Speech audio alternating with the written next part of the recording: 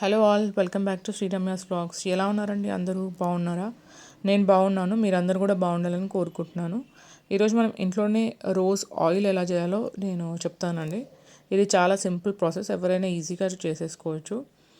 దీని స్మెల్ మాత్రం చాలా బాగుంటుంది. ఇది మనం ఫేస్ ప్యాక్లలో యూజ్ చేసుకోవచ్చు అనమాట. దీనికి ముందుగా మనము రోజ్ పెటల్స్, నేను ఒక 2-3 రోజ్ పెటల్స్ చేస్తున్నా, ఫస్ట్ టైం చేస్తున్నాను కాబట్టి. ఇది మంచిగా ఒక 2-3 టైమ్స్ వాష్ చేసుకొని ఇట్లా ఒక క్లాత్ మీద ఆరేసుకోవాలి ఫ్యాన్ కింద. తర్వాత రోజ్ పెటల్స్ అన్నీ ఒక గ్లాస్ జార్లో వేసుకోవాలి.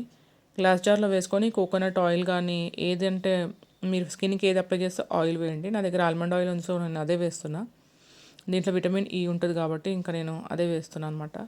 ఆ పెటల్స్ అన్నీ మునిగే వారికి దాంట్లో వేయండి.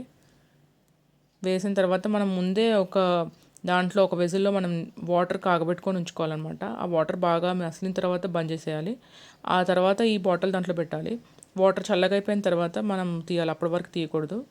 అప్పుడు దీన్ని స్ట్రెయిన్ చేసుకోవాలన్నమాట. స్ట్రెయిన్ చేసుకుంటే మీకు మంచిగా ఆయిల్ వచ్చేస్తుంది.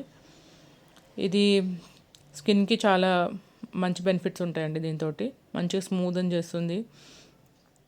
ఇంకా మనం ఈ రోజ్ పెటల్స్ ఏవైతే మనం స్ట్రెయిన్ చేసినాక మిగిలినాయో అవి కూడా మనం వేస్ట్ చేసే అవసరం లేదు. దాంట్లో కూడా కొంచెం ఆయిల్ డెఫిసిట్ ఉంటుంది కాబట్టి దాన్ని మనం ఏదైనా ఫేస్ ప్యాక్స్లో కానీ దేంట్లోనైనా మిక్సీ చేసేసుకొని వేసేసుకొని అప్లై చేసుకుంటే కూడా చాలా బాగుంటుంది.